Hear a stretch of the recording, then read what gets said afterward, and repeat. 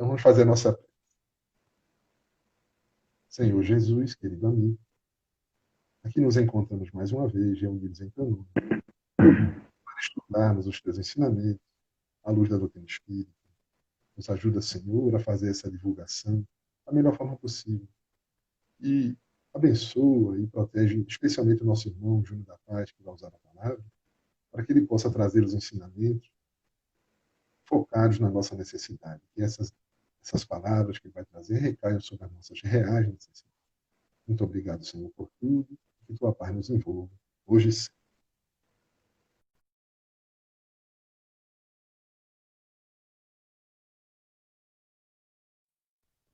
Opa, agora Pronto, estamos aqui. Pronto, aí tu tem que baixar o volume do. esse Baixei, meu volume pronto, né? Senão vai dar o retorno, né? baixei. Ok.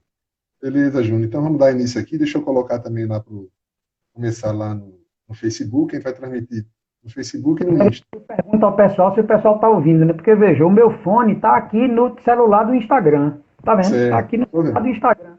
O outro está com o microfone aberto, com imagem aberta, tudo aberto e nada.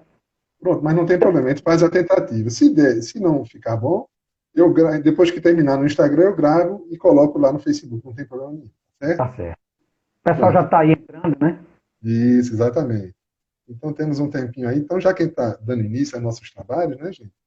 Então, eu gostaria primeiro de saudar a todos, desejando muita paz, né? Estamos felizes de estarmos aqui reunidos para podermos estudar um pouquinho mais, dando continuidade a esse trabalho que nós estamos fazendo pelo Lar Espírita Maria Dolores. Para quem não conhece ainda, né, a nossa casa ela fica em Caruaru, fica no bairro Nova Caruaru, que é um bairro relativamente novo, né, então é o primeiro centro espírita aqui do bairro, e está com 3 anos de funcionamento. Nosso irmão Júnior, né, nós já tivemos o prazer de recebê-lo pessoalmente, né, uma apresentação litero-musical que ele fez conosco, e, para quem não conhece, ele é um intérprete excelente, faz um trabalho assim de canções belíssimas. Por sinal, quem quiser conferir, está no YouTube, está no Spotify também, dá uma olhadinha lá, gente, né? Júnior da Paz, aí dá uma olhada, músicas lindíssimas, vale a pena conferir. Então, gente, nesse período de pandemia, né, a gente está com um trabalho apenas virtual por enquanto. É uma característica, uma decisão da nossa casa, né, por conta das suas características. Há outras casas que já estão abrindo, seguindo os protocolos, né, que o governo definiu, mas a gente decidiu esperar um pouquinho mais por conta da, da maioria do pessoal que participa, trabalhadores e frequentadores, serem grupo de risco. Então, decidimos que não valeria a pena a gente retornar agora, esperar um pouquinho mais. Mas, mesmo aqui em Caruru, já tem algumas casas que já estão retornando. Por outro lado, essa dificuldade trouxe a oportunidade, porque até então nós não tínhamos atividades virtuais, e agora estamos fazendo a apresentação de lives, vídeos gravados, encontros por videoconferência, e tudo isso é um ganho que nós estamos tendo, né? Então, mesmo de uma situação um pouco adversa, a gente vai aprendendo coisas novas e melhorando mais o nosso trabalho. Então, quando voltarmos presencialmente, deveremos ter o trabalho presencial e vamos continuar com os trabalhos virtuais, e aí agregando essa atividade. E o nosso irmão Júnior da Paz, que está aqui conosco hoje, ele faz parte do Centro Espírita André Luiz, que eu já tive a oportunidade de conhecer, fica lá em Olinda, no bairro de Ouro Preto. Já estive lá 2 vezes, a convite do nosso irmão Gerailton. Isso. Mas foi há muitos anos atrás isso, viu, Júnior? Né? E é uma casa assim, muito séria, faz um trabalho muito interessante de orientação, de tratamento espiritual, e que tem uma movimentação grande. Eu não sei, vocês reabriram presencialmente, Júnior? Não, a gente seguiu a mesma linha de bom senso de vocês, porque, no nosso caso, a maioria dos trabalhadores também é do grupo de risco, Sim. e a casa ela tem um perfil, né, uma configuração voltada para tratamento espiritual, e a maioria das pessoas que buscam a casa para tratamento são pessoas portadoras de comorbidades, de doenças que as colocam em risco. Então, a gente também, por enquanto, tivemos uma reunião, inclusive, semana passada, achamos por bem não voltar ainda às atividades presenciais. Certo. Então é isso, minha gente. Nada como bom senso, né? E a casa espírita, né, que tem, baseada nos ensinamentos de Kardec, que nos ensina a usar a razão, né, o crivo da razão, né, ela nos remete a ter cautela, né? Mas com todo respeito àqueles que conseguiram, porque dependendo da característica da casa, ele pode conseguir, não é? Há casas que têm muitos jovens, que não têm muita comorbidade, e que a estrutura física permite. Né? Porque é interessante, a casa pequena tem dificuldade e a casa muito grande também tem dificuldade. Né? Então, cada um com as suas particularidades. Mas, enfim, nessa tarde de hoje, né, nós temos o imenso prazer de estarmos aqui com o Simão Júnior da Paz, que vai tratar de um tema muito interessante e toca a todos nós, principalmente nesses tempos de muita ansiedade. Né? Então, a gente se preocupa muito com amanhã, então vamos ver aí com o nosso amigo Júnior o que a gente deve fazer agora. O convite que a gente tem aí. Estou curioso para entender melhor essa questão. Então vamos fazer a nossa prece, já são 16h40, já várias pessoas já entraram. Pelo visto, Júnior, lá no Facebook também o som está saindo. Viu? Então, não tivemos nenhuma uma queixa por enquanto e a gente vai tocando, tá certo? Então vamos fazer a nossa prece. Senhor Jesus, querido amigo, aqui nos encontramos mais uma vez, reunidos em teu nome, para estudarmos os teus ensinamentos, à luz da doutrina espírita. Nos ajuda, Senhor, a fazer essa divulgação da melhor forma possível. E abençoa e protege especialmente o nosso irmão Júnior da Paz, que vai usar a palavra, para que ele possa trazer os ensinamentos focados na nossa necessidade. Que essas palavras que ele vai trazer recaiam sobre as nossas reais necessidades. Muito obrigado, Senhor, por tudo. Que tua paz nos envolva, hoje e sempre. Assim seja. Fique à vontade, com a palavra. Bom, Alain, primeiro eu quero saudar a todos os nossos irmãos que estão ligados aqui no Facebook, no Instagram, dar as boas-vindas a todos, agradecer pela presença, por estarem aqui conosco, agradecer a esta casa que me dá a oportunidade de compartilhar com vocês algumas reflexões. A Alain, essa pessoa generosa e extraordinária que gentilmente nos convidou e eu agradeço muito por isso. Então, que todos nós possamos estar em paz sempre. Olha, falar sobre na incerteza do amanhã, escolha o agora para ser feliz, primeiro nos faz pensar um pouco sobre o assunto felicidade na ótica espírita. E aí eu encontro na essência do trabalho de Allan Kardec como base uma frase de Jesus que pode servir de fundamentação para que a gente construa uma reflexão, um argumento sobre este assunto. Em dado momento, Jesus olha os amigos, os discípulos, e diz: a felicidade não é deste mundo. O que é que Jesus quer dizer com a felicidade não é deste mundo? Então, de qual mundo seria a felicidade? Me parece que Jesus se referia, quando diz deste mundo, ao mundo material. E implicitamente o outro mundo a qual ele se refere, de onde a felicidade estaria, me parece ser o mundo íntimo, o mundo interior. Quando Teilhard de Chardin diz aquela frase extraordinária que todo mundo conhece: nós não somos seres humanos vivendo uma experiência espiritual. Somos seres espirituais vivendo uma experiência humana. Ou seja, de um lado somos seres espirituais, a nossa essência espiritual, a nossa natureza espiritual, o nosso mundo essencial é espiritual. E a experiência humana a qual Teilhard de Chardin se refere é o mundo material, é o mundo com o qual nos relacionamos, por ocasião da reencarnação, que nos dá uma oportunidade de voltarmos a uma nova vida, com o objetivo de experienciarmos as coisas, de vivermos as experiências e, a partir da experiência, aprender. E depois de aprender, avançar. A reencarnação é uma oportunidade de crescimento.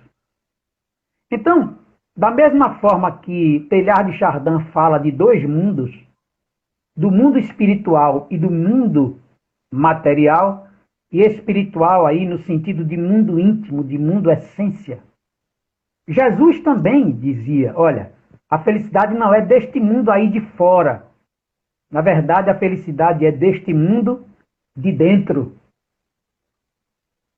E aí, a gente começa a entender alguns outros conceitos de felicidade que a gente encontra pelo caminho. Uma vez, aqui em Recife, na década de 80, nós trouxemos o grande orador espírita Newton Boechat, já desencarnado há algum tempo. E numa palestra lá na Federação Espírita Pernambucana, Newton Boechat teve a felicidade de dizer a seguinte frase: a felicidade não é uma estação, é a maneira como se viaja. Olha que lindo, gente. Olha que profundo.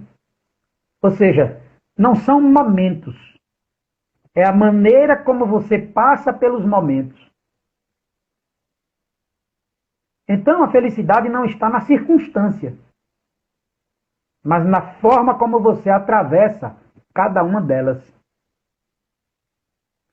Por outro lado, o filósofo Mário Sérgio Cortella, fazendo uma reflexão sobre felicidade, ele diz uma coisa muito interessante. Ele diz que a felicidade é a diferença entre a expectativa e a realidade. Se sua expectativa for acima da sua realidade, você é infeliz.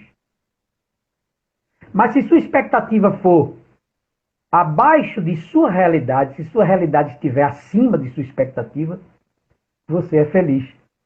O que equivale dizer que, assim como diz Jesus, assim como fala Teilhard de Chardin, assim como assevera Newton Boechat, a gente termina entendendo, compreendendo, que a felicidade faz parte de nossa essência espiritual, de nosso mundo íntimo.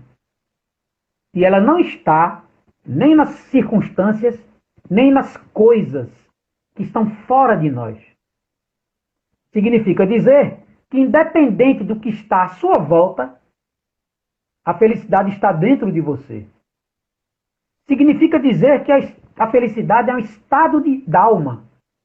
É um estado emocional, digamos assim. É um estado mental.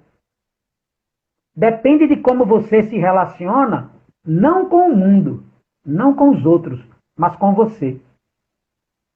A felicidade, então, faz parte deste mundo íntimo, diz Jesus. Por isso, Allan Kardec coloca como base, como fundamento do pensamento espírita, o pensamento de Jesus, a percepção de Jesus sobre felicidade. Porque, é claro, Jesus trazia um conceito revolucionário de felicidade, de amor, totalmente diferente do que se pensava, do que se praticava na época, do que se colocava como verdade na época. Felicidade, então, dentro dessa perspectiva espírita, é a forma como você vê o mundo e você mesmo. E a forma como você vê o mundo e você mesmo é aquilo que você é aquilo que você traz na sua essência espiritual. Nesse sentido, a gente observa que muitas vezes a gente tenta encontrar a felicidade exatamente onde ela não está. Para muitas pessoas, a felicidade está nas coisas que elas não têm. Para outras, a felicidade está num lugar que ela gostaria de estar e não pode.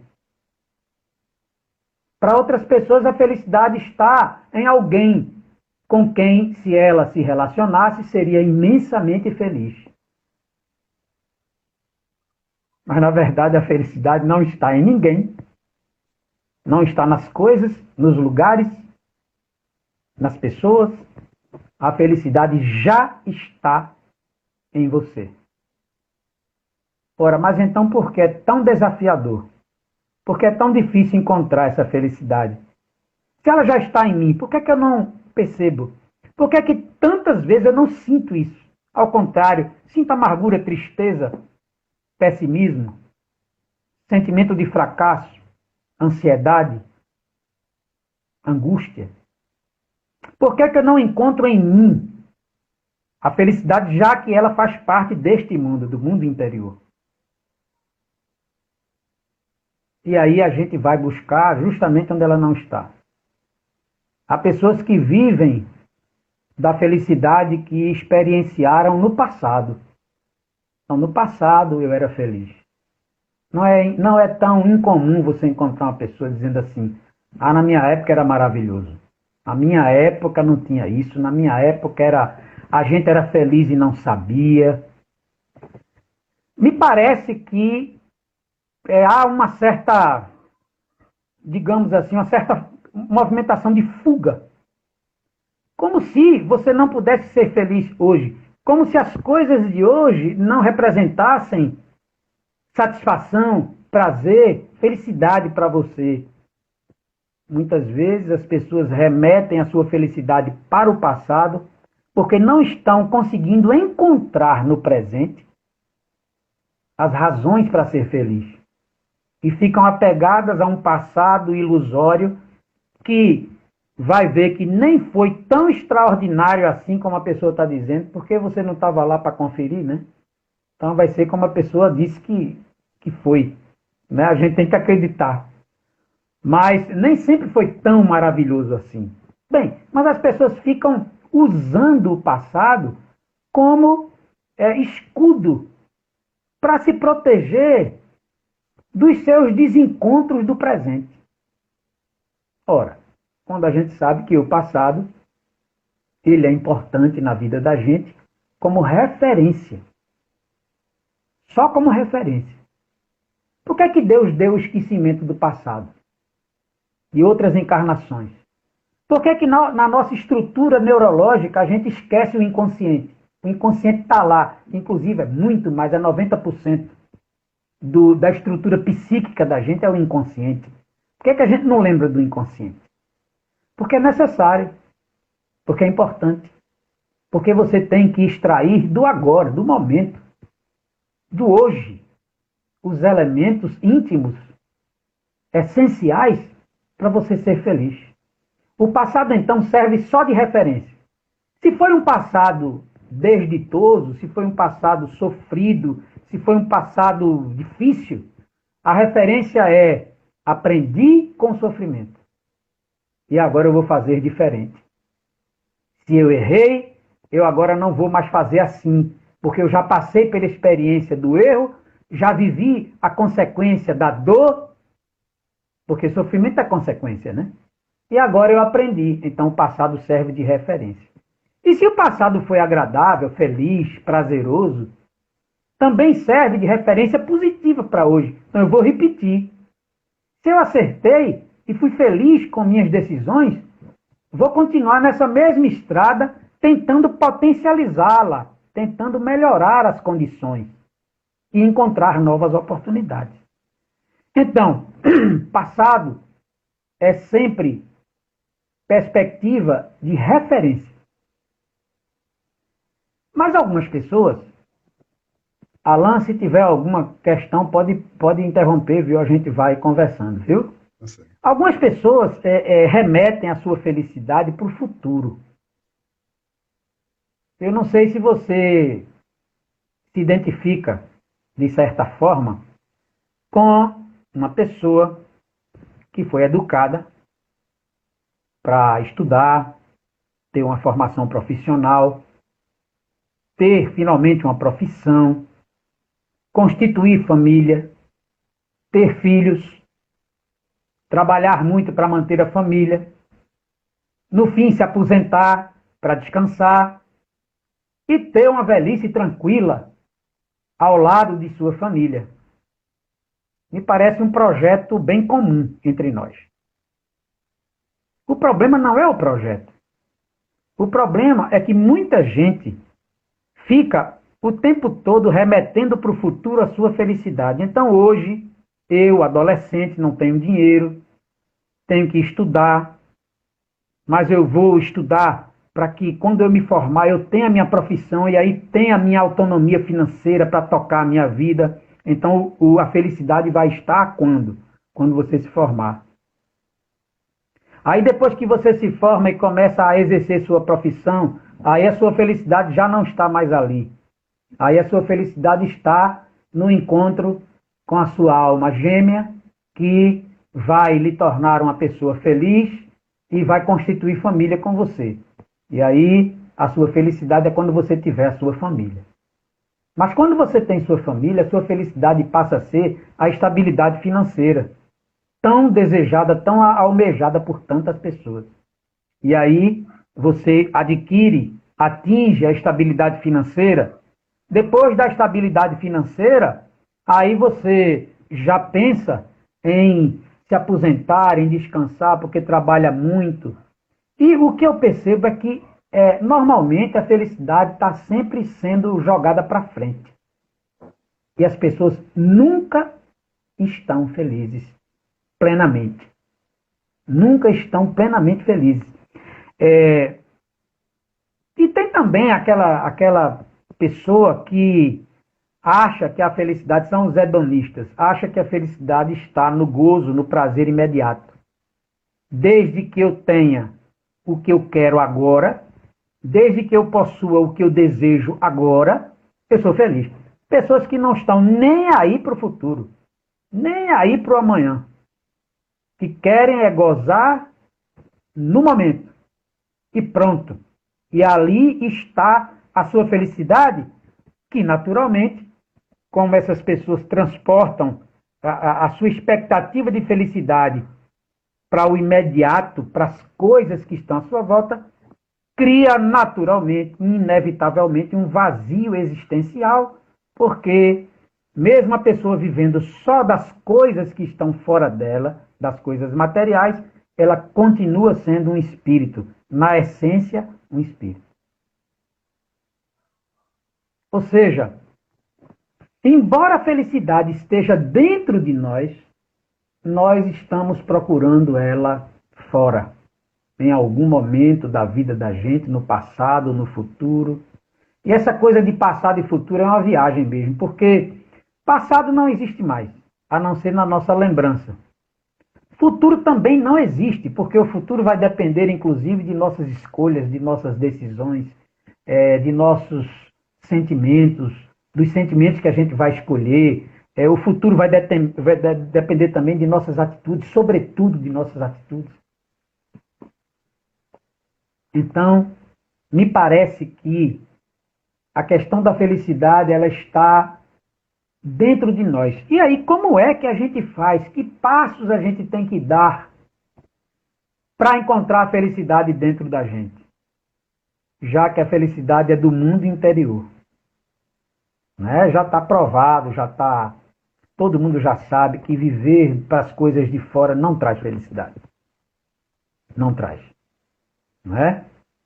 Porque a gente encontra pessoas com problemas de crises existenciais imensas, dramáticas, que têm muito dinheiro, que têm acesso aos bens de consumo, mas que nem por isso deixam de trazer no íntimo uma profunda angústia e um vazio. As coisas, então, não trazem felicidade, não trazem felicidade. As pessoas também não trazem felicidade. Quando a gente diz assim que, para a pessoa que a gente ama, você me faz feliz, isso é uma expressão poética, isso é uma expressão bonita, linda, mas não é real. Ninguém faz você feliz. Essa é que é a verdade. Né? Só você pode se fazer feliz. Agora, você pode ser muito feliz ao lado de alguém que você ama. Olha que beleza. Mas tem até quem diga assim, você só será feliz com alguém quando aprender a ser feliz sozinho. Porque quando a gente acha que o outro é o objeto de nossa felicidade, a gente vai transferir para o outro essa missão.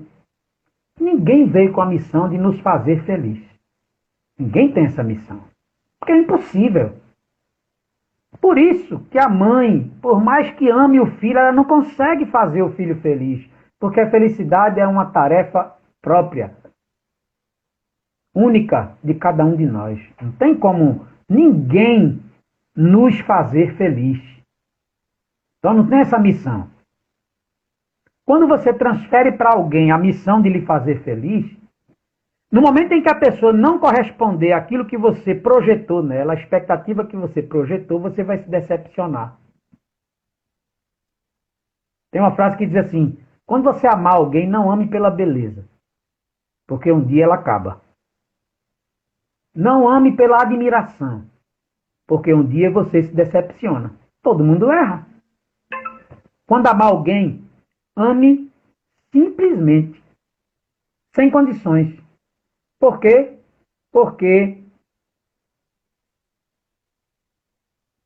o tempo não é capaz de acabar com o amor sem explicação. Então tem que amar por amar. Amar porque ama, não é amar porque você precisa de uma pessoa ao seu lado para ser feliz. Você não precisa de ninguém ao seu lado para ser feliz. Até porque solidão é um estado emocional também. É um estado mental. Você pode estar no meio de uma multidão solitariamente. Pode estar sozinho em casa, feliz da vida. Você não depende de ninguém para ser feliz. Agora, como você é um ser essencialmente social, você precisa do outro para viver, para conviver. Porque no relacionamento interpessoal a gente aprende e ensina, e a gente precisa disso. É da nossa essência, biológica, inclusive. Espiritual e biológica. Agora, é diferente de você depender de outra pessoa para ser feliz. Então, você tem que se desapegar disso. Você, na verdade, só encontra a felicidade em si mesmo quem se desapega de tudo, de coisas, de pessoas, de expectativas. Você tem que se desapegar, é a palavra mais importante nesse momento. Porque senão você entra, inclusive, naquela onda de consumismo. Porque nós vivemos num mundo capitalista. E o mundo capitalista tem uma coisa chamada mercado. E o objetivo do mercado é vender. Vender para a gente. Só que o mercado tem uma série de mecanismos que nos envolvem, criando na gente uma expectativa de consumo, uma necessidade que muitas vezes a gente não tem. É o que acontece muito com o aparelho de celular. A pessoa tem um celular, já não quer mais aquele porque foi lançado um mais moderno. Hoje não, nem tanto, inclusive, porque, lamentavelmente, os aparelhos são feitos para durarem pouco tempo, para você ter que necessariamente trocar. Mas a gente tem necessidade de muita coisa que, na verdade, é falsa a necessidade. Não tem necessidade. Né? Eu me lembro de uma atriz global, uma atriz da Globo, famosa, Cássia Kiss, que numa entrevista ela disse, olha, eu só tenho 3 pares de sapatos, 2 calças jeans, porque se eu tenho 2 pés, para que eu quero mais de 3 pares de sapatos? E aí ela falava sobre essa questão do desapego, ela pratica o desapego. E aí ela falava muito bem sobre como, a partir do momento em que ela entrou nesse processo de desapego das coisas materiais, ela começou a se conectar mais com a sua essência. Eu vou falar um pouquinho sobre essa coisa de se conectar com a essência. Só um parêntese, Alan. A minha imagem aqui do Face, né, congelou. Aqui está congelado. Foi, é porque eu encerrei a transmissão lá porque teve problema de áudio lá. Mas aqui no Instagram tá ótimo. Vamos seguir pelo Instagram, viu? Ah, Depois vamos pelo Instagram. a gente pega a gravação e coloca lá no Facebook para o restante do Perfeito, pessoal, perfeito, tá certo? Mas tá perfeito. ótimo aqui, vamos lá. Vamos lá, vamos lá. Bom, me parece então que a felicidade está dentro da gente e a gente precisa então encontrar, se conectar com isso, que faz parte do nosso mundo. Né? Olha como Deus é maravilhoso. Deus já colocou a possibilidade de você encontrar a felicidade, porque ela está em você mesmo, já veio no pacote, já veio na gente. Para você ser feliz, você tem que estar conectado com sua essência. Por que eu estou falando isso? Porque muitos de nós estamos desconectados. Olha, a depressão, o transtorno de ansiedade, para citar só duas coisas, que duplicou agora na pandemia, ela é resultado, elas são doenças, né? Olha lá, depressão, transtorno de ansiedade, nem é falta de fé, nem é falta de religião, nem é falta de oração, nem é fraqueza, nem é falta de atitude, nem é falta do que fazer, é doença, viu gente? Ninguém fica com depressão porque quer. Ninguém fica com transtorno de ansiedade porque quer. Então, cuidado para não ficar propagando, né, por aí e tal. Uma vez eu ouvi uma pessoa que disse assim: ah, eu não tenho tempo para ter depressão, não.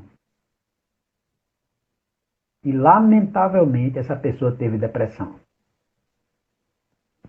Lamentável. Porque é muito triste, né, essa doença. Bem, mas são enfermidades que decorrem também, porque tem vários fatores, inclusive genéticos, mas decorrem também do fato de estarmos desconectados com a essência da gente. O que é estar desconectado? Como é que você está desconectado? É quando você está totalmente distraído com o mundo, com as coisas de fora. Tipo, quando a pessoa está vivendo no automático. O que é viver no automático? É aquele tarefeiro. O que é tarefeiro? Tarefeiro é o seguinte, é o cara que acorda de manhã, toma café, sai correndo para o trabalho, trabalha o dia todo, almoça rápido porque não tem muito tempo para almoçar, leva o menino para a escola, vai pegar o menino no fim do dia, tal, chega em casa, janta cansado, senta na frente da televisão, vai fazer a feira, vai pagar boleto, porque ele trabalha para pagar boleto, e aí leva a vida no automático. Porque está cheio, a cabeça está cheia de compromisso, de problema, de bronca para resolver. Está vivendo no automático, está desconectado da essência. Você acha que isso vai dar aonde? Não pode dar certo uma vida dessa, não. Não pode dar, não. Pode. Você está concentrado nas coisas que estão chegando. Porque é o seguinte, o mundo se apresenta para a gente através dos 5 sentidos. Se não fosse os 5 sentidos, você não teria contato com o mundo. Não é isso? Então, contato. Aí o mundo chega para você. Ativa imediatamente as suas emoções básicas, que são as emoções que você inevitavelmente sente em determinados momentos, porque elas fazem parte da sua estrutura cognitiva, biológica, instintiva e que existem para lhe preservar, lhe proteger, lhe ajudar. Que são as 4 emoções básicas: a tristeza, o medo, a alegria e a raiva. Pronto. Inclusive medo e raiva, viu, gente? Medo e raiva é a emoção básica inevitável. Todo mundo normal tem raiva. Todo mundo normal tem medo. Todo mundo normal tem alegria. A não ser que a pessoa não seja normal, tenha alguma patologia psíquica, aí é outra história. Mas, e claro, o medo normal é aquele medo que dá, por exemplo, na hora que você vai atravessar uma hipótese aqui, uma avenida larga, E aí você, no meio da travessia, se dá conta de que não dá para atravessar tudo. Aí você fica no meio, para no meio, né? Para esperar os carros passarem para você continuar. Então, quando você está no meio, você sente medo. Aquele medo é para lhe proteger. É para que você fique mais alerta. Porque quando você tem medo, tudo, o funcionamento geral, inclusive mental, fica mais aguçado. O medo existe para lhe proteger. Agora é diferente de quando você sente o medo a partir do que o mundo trouxe para você, pelos 5 sentidos. E aí o que é que você vai fazer com o medo? Aí já é escolha. Aí já não é instintivo, já não é biológico, já não é natural. Você vai deixar para lá o medo porque foi circunstancial, necessário, mas já passou? Ou você vai se deixar paralisar pelo medo? Ou você vai se acovardar e não vai dar o próximo passo na sua vida? Ou você vai ficar esperando as condições certas com medo que dê errado o seu sonho, aquilo que você sempre quis fazer e nunca teve coragem? Aí já é outra história. Então, é assim que acontece. O mundo chega para mim pelos 5 sentidos, ativa em mim as emoções. Não só tem essas 4, tem outras também. E aí eu vou interpretar. Aí é o processo cognitivo. Eu vou dar uma interpretação ao que eu estou sentindo e vou escolher um sentimento. Por exemplo, você teve uma raiva. Como você é normal, você tem raiva. Mas o que é que você vai fazer com a sua raiva? Você vai partir para a agressão? Você vai alimentar uma mágoa? Você vai criar um ressentimento em você? Ou você vai aproveitar a raiva para trabalhar, canalizar a energia da raiva? Porque das emoções todas, a que mais traz energia vital é a raiva. Tem gente que tem raiva e canaliza a energia da raiva para uma atividade útil, construtiva. Por exemplo, um esportista. Então, o que é que você faz daquilo que você interpreta do mundo? Como é que você vê o mundo? Aí, quem vive no automático, vive concentrado 100% no que está fora. Mas está completamente desconectado de sua essência espiritual. Quando eu digo espiritual, não estou falando de espiritismo nem de mundo espiritual. Não é isso. Estou falando de espiritual, de espiritualidade. Espiritualidade é o seguinte. Espiritualidade é o encanto pela vida. É a razão de viver. É a alegria de viver. É a sua essência espiritual. E não tem nada a ver com religião. Uma pessoa pode ser altamente espiritualizada e não ter religião. E ser um ateu, por exemplo. E você pode encontrar um religioso que vive todo dia dentro do centro espírita e tem um baixíssimo nível de espiritualidade. É o que a gente vê hoje na sociedade. Você tem espiritualidade em alta no mercado externo. Tem espiritualidade. Jesus, por exemplo. Jesus você encontra no carro, no adesivo do carro, encontra no quadro em casa, encontra na camisa, só não está no coração. Né? Então, espiritualidade no mercado externo está em alta, mas no interno está em baixa. Porque aqui no Brasil mesmo, nós temos, segundo o censo, mais de 90% de cristãos. De 211 milhões de pessoas, o último dado agora foi 211 milhões, população do Brasil. 92% é de cristão. Olha que país maravilhoso, né? Cristão, que país ordeiro, que país que expressa bondade. Lamentavelmente não é. É o país da violência. É o país da corrupção. É o país do feminicídio, um dos campeões no mundo inteiro. É o país do aborto.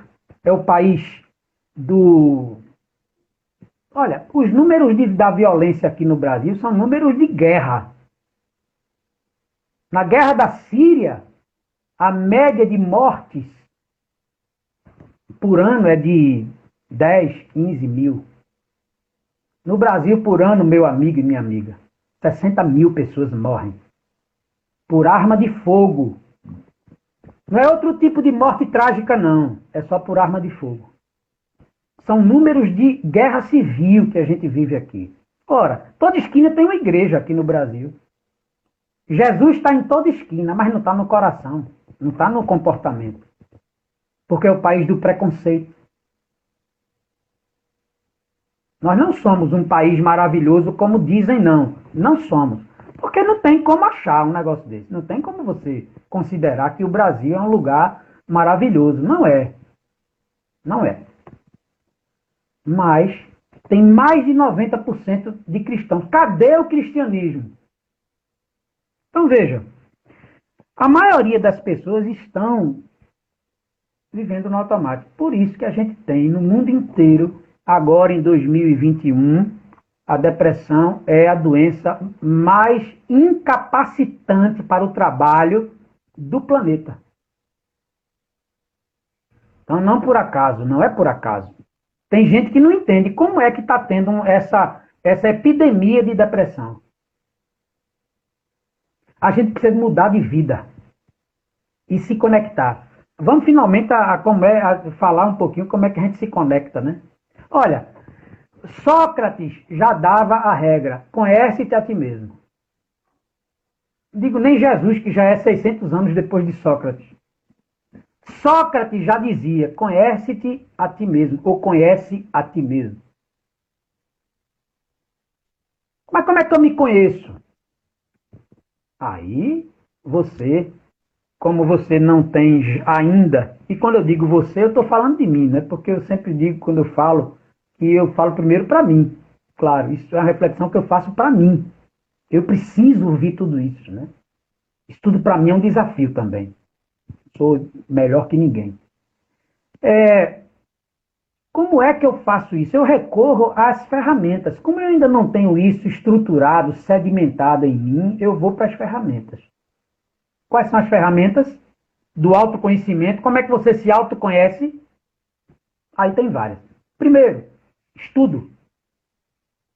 Procurar conhecer o que é relacionamento interpessoal, como é que eu devo me relacionar com as pessoas. Estudar sobre cordialidade, sobre empatia, sobre ética no relacionamento. Relacionamento intrapessoal, como é que eu me relaciono comigo mesmo. Encontrar em mim as razões para viver. E aí você vai tentar entender o que é espiritualidade, o que é gratidão. Porque aí você, pelo estudo, começa a entender melhor as coisas, a você mesmo e a vida. Aí tem também a oração, que, claro, como fica muito claro, muito explícito quando a gente estuda o Espiritismo, que o valor da oração está no sentimento, né? Não está na fórmula, na forma, na quantidade, no lugar, nada disso. O poder da oração, que de fato é extremamente poderoso esse instrumento, essa ferramenta, está no sentimento. Você pode orar, não precisa falar, o sentimento. Quando você abre o coração, com toda sinceridade, com toda força, esta é a oração. Não importa, inclusive, a quantidade de palavras. Por que a oração é poderosa? Porque não é porque a oração vai colocar você num lugar onde Deus está, vai levar você até, ou então Deus vai ouvir a sua oração dele estar lá, não sei aonde. Não é isso, não. Deus já está em você. Deus não está em toda parte. Se Deus está em toda parte, ele está dentro de você também. Ora, se Deus está em você, não precisa fazer uma oração para Deus lhe ouvir onde ele estiver, porque ele já está em você. O que a oração faz então? Ela faz com que você sinta Deus em você. Oração é isso. Ela eleva, aumenta a frequência dos seus pensamentos. Você vibra numa frequência mais elevada. E quando você vibra numa frequência mais elevada, você sente a espiritualidade. Você sente a presença de Deus, que vibra nessa frequência. O mundo superior, o mundo do amor, vibra numa frequência mais elevada. No momento em que você sai do seu corre-corre e entra numa oração sincera, com certeza você está entrando em conexão com esse mundo superior. E aí você sente, não é por acaso que quando a pessoa termina uma prece sincera, é outra pessoa. Começa de um jeito e termina de outro. É impressionante. E é automático. Claro, porque você desligou de um polo e entrou no outro. Automático mesmo. Quando você pensa, você convida, mesmo sem saber, você está convidando outros pensamentos a se relacionarem com você. Quando a gente pensa, a gente se relaciona com outras pessoas, encarnadas e desencarnadas. A gente se associa. É uma rede que se interliga. Uma rede de pensamentos que se interligam. Ora, quando você entra numa prece sincera, você eleva. Outro recurso, a meditação. Meditação é uma coisa extraordinária, é um tipo de prece. Toda prece é uma meditação e toda meditação é uma prece. Eu tenho o hábito de todo dia, quando eu vou dormir, eu coloco uma meditação guiada para dormir. Tem vários tipos de meditação guiada. Você encontra no YouTube, mais de 1000. E aí eu coloco a meditação guiada para dormir e é extraordinário. O que é que a meditação faz? A meditação faz com que você se concentre em você. Por que é que no começo de toda meditação, normalmente o instrutor diz, pense na sua respiração. Concentre-se na sua respiração. Porque é uma maneira de você se concentrar em você mesmo. Só que quando você faz isso diariamente, religiosamente, naquele mesmo tempo, se possível no mesmo horário, que aí cria uma rotina saudável. Imagine você o que é você por alguns minutos por dia, 15 minutos é o suficiente. 10 minutos é o suficiente. Todo dia. Todo dia. Tem que ser todo dia. Tudo tem que ser todo dia. Você toma banho desde que nasceu, né? Se você deixar de tomar banho amanhã, você já no outro dia já está fedendo. Então tem que ser tudo é todo dia. Né? Pode, eu fui brilhante até hoje. Aí se eu me desconcentrar, se eu me desleixar, vai ser uma tragédia. Valeu até hoje, mas a partir de amanhã, se eu não me esforçar, eu vou cair. Esforço é todo dia, né? Isso em tudo na vida, tudo. O cara faz a dieta. É por isso que a única dieta que presta, a única que vale, a única, não tem outra. É aquela que você faz uma reeducação alimentar para o resto da vida. Tem que ser todo dia. Senão você joga fora a dieta que fez. Não é assim? Engorda de novo. Então, meditação tem que ser todo dia. Você todo dia faz aquela. Aí o que é que faz? A meditação faz o quê? Concentre-se na sua respiração. Você fica ali na respiração. Por que a meditação é uma coisa tão poderosa? Porque ela faz com que você se concentre em você. Quando você se concentra em você, você começa a se reconectar com sua essência. Como Deus, o amor, a felicidade já está aí dentro de você, aí você começa a sentir tudo isso. É a coisa mais simples do mundo, na verdade. Às vezes a gente acha que é difícil porque a gente está ligado lá fora. Está desligado aqui de dentro. Se você se ligar aí dentro, você vai sentir tudo isso. E não é difícil. Na verdade, não é difícil. A neurociência hoje diz que a meditação ou a oração, se você, não quero meditar não, vá orar todo dia. Ore com fervor, muda a programação neurológica. Muda completamente. E põe você no estado mental, no estado psíquico da espiritualidade, da gratidão. Porque gratidão é o quê? Vou fazer uma reflexão rápida sobre a gratidão. Tem gente que pensa que gratidão é, muito obrigado, me dê licença. As palavras mágicas, né? Obrigado, dê licença, tem outras aí. Mas isso não é gratidão, isso é educação. Tem gente que pensa que gratidão é chegar na igreja ou no centro espírita e dizer assim, pensar com todo fervor, meu Deus, muito obrigado. Isso também não é gratidão, isso é oração. Gratidão, na verdade, é mudança de olhar. Gratidão é quando você acorda de manhã e escolhe, é escolha. Ao invés de passar o dia reclamando pelo que não tem, passar o dia agradecendo pelo que tem.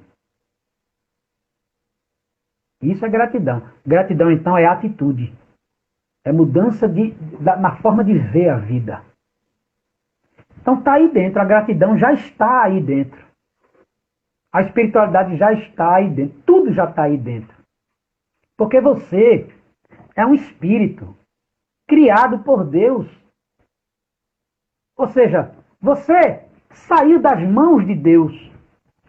E você acha que tudo que sai das mãos de Deus é o quê? É extraordinário. Porque Deus é perfeito. Então você é perfeito. Agora está aprendendo e se construindo a cada dia. Mas você é perfeito. Ah, mas eu cometo erros. Faz parte do aprendizado. Para você aprender, você tem que errar. Não tem como aprender sem errar. A pessoa aprendeu a andar caindo. Só aprendeu a falar falando errado. O erro faz parte do processo de aprendizado. Então, tudo já está em você. Já, daqui a pouco chega a hora, né, Alan? Está quase na hora, né? Os caras para fazer suas. Fechando, né? Faltam É, 5 minutos 5 minutos. para o Instagram encerrar. É. Nós, então, já temos tudo dentro de nós. Então, olha, gente, para a gente sentir felicidade, não depende de. Sim, deixa eu só terminar dizendo o seguinte, lembrando o seguinte: felicidade não é ausência de problema, não. Não vai entrar nessa, não. Que aí você nunca vai ser feliz. E porque os problemas, na verdade, são lições. A vida é feita de circunstâncias. Quando é agradável, a gente chama de felicidade. Quando é desagradável, a gente chama de sofrimento. Mas, na verdade, todas são circunstâncias que são meticulosamente planejadas pela natureza para nos ajudar. É por isso que todo problema tem uma solução. Às vezes a gente não sabe ainda, mas tem. Ninguém faz um cadeado sem chave. Então Deus não permitiria um problema sem solução. Isso é uma frase que diz isso. Todo problema tem um prazo de validade. Claro, se tem solução, tem um prazo de validade. E por que tem solução e prazo de validade? Porque tem uma lição para você aprender. Aprendeu a lição, o problema passa. Experimente. Aprenda a lição para ver se o problema não acaba. E por fim, o problema é uma oportunidade. Você está tendo uma grande oportunidade de ser feliz com o problema que você está passando. Aproveite essa oportunidade. Então, gente, é um assunto